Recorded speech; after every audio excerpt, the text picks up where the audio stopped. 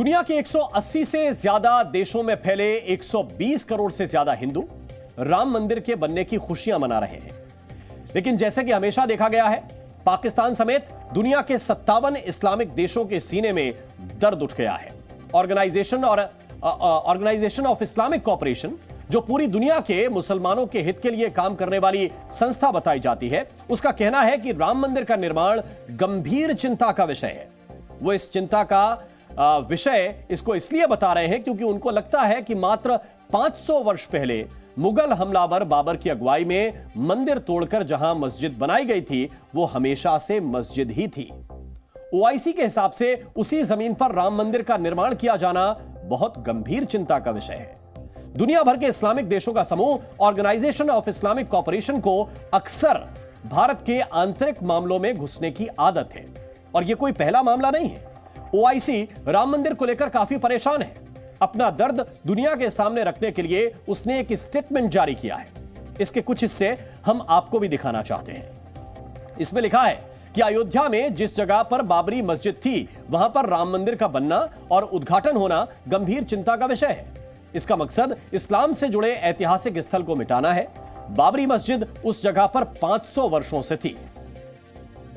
Islamic देशों के संगठन ओआईसी को भारत में क्या हो रहा है, इसकी बहुत चिंता रहती है। वर्ष 2019 में जब जम्मू कश्मीर से अनुच्छेद 370 को खत्म किया गया, तब भी ओआईसी को मिर्ची लगी थी। उसने तब भी इसे भारत सरकार का एक तरफा फैसला बताया था, और इसकी वजह यह है कि इस्लामिक देशों का यह संगठन पाकिस्तान को कंधे पर बैठाकर कश्मीर मसले को पाकिस्तान के साथ मिलकर सुलझाने की बात कहता रहा है। अनुच्छेद 370 को लेकर तो उसने यह भी कहा था कि यह कदम जम्मू कश्मीर की डेमोग्राफी को बदलने के लिए उठाया गया है। वो यह जानता है कि जम्मू कश्मीर में मुस्लिम जनसंख्या 68% से ज्यादा है, लेकिन वो इस बात पर कभी कुछ नहीं बोलता कि 1990 के दशक में जम्मू कश्मीर में रहने वाले हिंदू परिवारों के साथ क्या हुआ था। वो इस पर कुछ नहीं बोलता कि कट्टर इस्लामिक आतंकवाद के डर से जाने वाले कश्मीरी पंडित आखिर कहां गए, उनका क्या हुआ। इस्लामिक देशों के संगठन ओआईसी के पेट में तब भी दर्द उठा था जब कश्मीर के अलगाववादी नेता और आतंकवादियों को पैसा देने वाले यासीन मलिक को उम्र कैद की सजा मिली थी। टेरर फंडिंग के केस में ही यासीन मलिक को उम्र कैद मिली है। यासीन मलिक पर वर्ष 1990 के दशक में एयरफोर्स के 4 अधिकारियों को मारने का भी केस चल रहा है। कश्मीरी पंडितों को इस्लामिक आतंकियों की मदद से डरा धमकाकर घाटी से भगाने में भी यासीन मलिक आरोपी है। पाकिस्तान के कई आतंकियों से भी यासीन के संबंध बताए जाते हैं। अब ऐसे व्यक्ति को सजा मिली तो ओआईसी का परेशान होना लाजमी है। बीजेपी के पूर्व प्रवक्ता, एक और मामला, बीजेपी के पूर्व प्रवक्ता नुपुर शर्मा के मामले में भी ओआईसी काफी भड़का हुआ था। उसने बाकायदा एक स्टेटमेंट जारी करके आपत्ति जताई थी। उसने तब कहा था कि भारत में इस्लाम के प्रति नफरत बढ़ रही है और इस्लाम को बदनाम करने की साजिश चल रही है। ओआईसी ने नुपुर शर्मा के मामले में काफी हाथ पांव चलाए थे। भारत के मुस्लिमों को भड़काने की काफी कोशिश की थी, लेकिन यही ओआईसी उदयपुर में कन्हैया लाल की हत्या करने वाले 2 मुस्लिम युवकों पर कुछ नहीं बोला था। नुपुर शर्मा के मामले में कई शहरों में हुए बवाल पर भी ओआईसी शांत था। यह समझा जा सकता है कि मुस्लिम अधिकारों की बात कहने वाला ओआईसी इन मामलों में आखिर क्यों नहीं बोला होगा। वैसे ओआईसी भले ही दुनिया भर के मुस्लिमों के अधिकारों की बात कहता हो, लेकिन सच्चाई यह है कि वो मुस्लिमों को लेकर भी पक्षपाती है। ओआईसी को भारत में मुस्लिमों के अधिकारों की बहुत चिंता है। उसे भारत के आंतरिक मामलों में दखल देना भी बहुत अच्छा लगता है, लेकिन वहीं पाकिस्तान और चीन में मुस्लिमों के एक वर्ग की बदहाली पर वो हमेशा चुप रहता है। पाकिस्तान में अहमदिया मुस्लिमों पर कितना जुल्म होता है, उनके साथ कितना भेदभाव होता है, क्या ओआईसी को इसके बारे में कोई जानकारी नहीं है। चीन में उइगर मुस्लिमों के साथ क्या क्या हो रहा है, क्या इसके बारे में भी ओआईसी को कुछ भी पता नहीं है। पाकिस्तान में अहमदिया मुस्लिमों को कानून बनाकर गैर मुस्लिम घोषित कर दिया गया है। अहमदिया मुस्लिम परिवार अपनी किसी शादी के कार्ड में कुरान की आयत नहीं लिख सकते हैं। अहमदिया मुस्लिम आम मस्जिदों में जाकर नमाज नहीं पढ़ सकते हैं। अहमदिया मुस्लिमों पर अक्सर ईश निंदा के आरोप लगाकर उनको जेल में ठूंस दिया जाता है, जेल में डाल दिया जाता है। वर्ष 2023 में ही कम से कम 40 अहमदिया मस्जिदों को तोड़ दिया गया था। अहमदिया मुस्लिमों की कब्रगाहों पर भी पाकिस्तान में हमले किए जाते हैं, उन पर कब्जा कर लिया जाता है। और इतना सब पाकिस्तान में केवल अहमदिया मुस्लिमों के साथ हो रहा है। बावजूद इसके ओआईसी अहमदिया मुस्लिमों पर हो रहे जुल्म पर आंखें और मुंह सब कुछ बंद करके रखता है। क्या अहमदिया मुस्लिमों को ओआईसी भी मुस्लिम नहीं मानता? क्या यह मुस्लिमों के प्रति ओआईसी का पक्षपात नहीं है? पाकिस्तानी क्यों, चीन के बारे में भी आप सुन लीजिए। ओआईसी यहां पर भी चुप्पी साध लेता है। चीन में क्या होता है? चीन में उइगर मुस्लिम दाढ़ी नहीं रख सकते, वो अपने नाम के आगे मोहम्मद नहीं लगा सकते, यानी कोई भी उइगर मुस्लिम अपने नाम में मोहम्मद को जोड़ ही नहीं सकता। उइगर मुस्लिम अपनी मस्जिदों में गुंबद नहीं बना सकते। उइगर मुस्लिमों को रमजान में रोजा नहीं रखने दिया जाता है। चीन उइगर मुस्लिम महिलाओं को बुर्का नहीं पहनने देता है। उइगर मुस्लिमों के संगठनों के मुताबिक उइगर बहुल जिंजियांग क्षेत्र में अब वो धीरे धीरे अल्पसंख्यक होते जा रहे हैं। आरोप है कि चीन अपने यहां के लाखों उइगर मुस्लिमों से बंधुआ मजदूरी करवाता है। चीन के उइगर मुस्लिमों के बच्चों को मदरसे में नहीं पढ़ने दिया जाता है। उइगर मुस्लिमों को चीन में री एजुकेशन कैंप में भेजा जाता है, जहां उन्हें इस्लामिक शिक्षा भुलाकर चीन की सांस्कृतिक शिक्षा लेनी ही पड़ती है। मुस्लिमों के ही एक वर्ग के साथ इतना सब होने के बावजूद इस्लामिक देशों का यह संगठन ओआईसी चीन के मंत्रियों को सम्मान देने के लिए बुलाता है।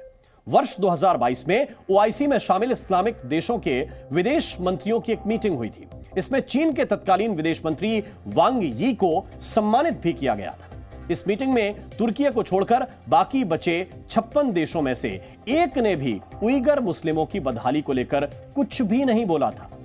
अगर ऐसे ओआईसी भारत के आंतरिक मामलों और खासकर राम मंदिर जैसे संवेदनशील मामलों में भड़काऊ बयानबाजी करता है, तो इससे यह स्पष्ट पता चलता है कि वो भारत में आंतरिक शांति के लिए खतरा पैदा करना चाहता है। और यह हम इसलिए कह रहे हैं क्योंकि राम मंदिर पर ओआईसी का दिया गया बयान भारत में सांप्रदायिक तनाव की वजह बन सकता है। कई लोग तो सोशल मीडिया पर ओआईसी का स्टेटमेंट लेकर पोस्ट कर रहे हैं, लोगों को भड़काने की कोशिश भी कर रहे हैं। ओआईसी की पक्षपाती सोच को लेकर एक उदाहरण तुर्की का हागिया सोफिया चर्च भी है, जिसे मस्जिद बना दिया गया। इसको आप बहुत ध्यान से सुनिएगा। तुर्की ओआईसी का एक महत्वपूर्ण सदस्य है। 15वीं शताब्दी में इस्तांबुल का नाम कॉन्स्टेंटिनोपोल था। इस पर तुर्कों के कब्जे से पहले यहां का हागिया सोफिया चर्च उसके पिछले 1000 वर्षों तक पूरी दुनिया का सबसे बड़ा चर्च था। ईसाई धर्म के लिए वेटिकन के बाद हागिया सोफिया ही सबसे पवित्र चर्च माना जाता था। पूर्वी यूरोप के ईसाई देशों के लिए हागिया सोफिया चर्च वेटिकन से भी ज्यादा महत्वपूर्ण था।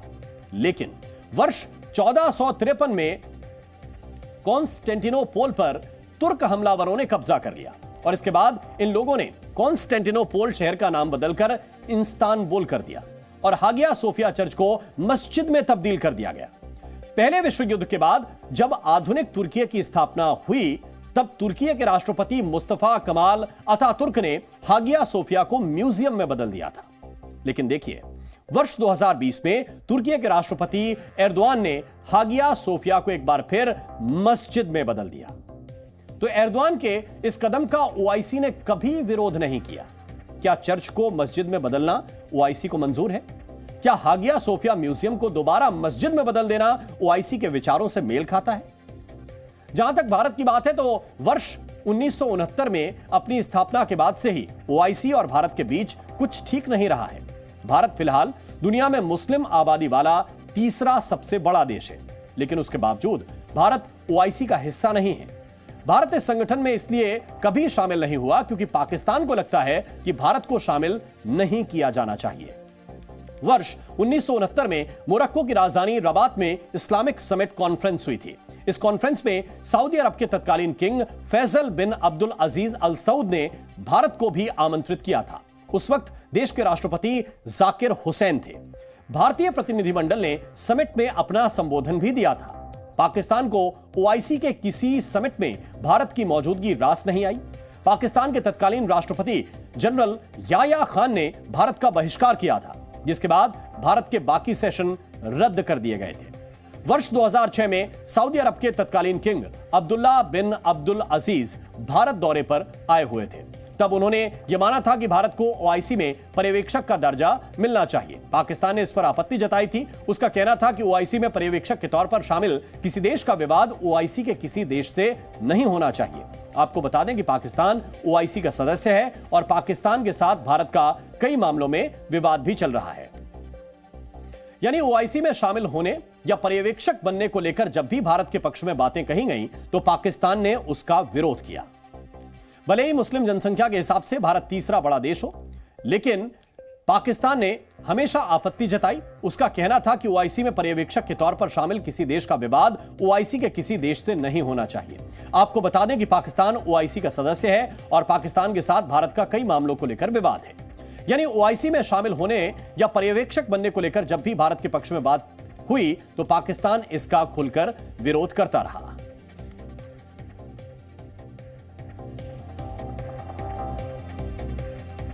और अब आज का प्रेरक विचार।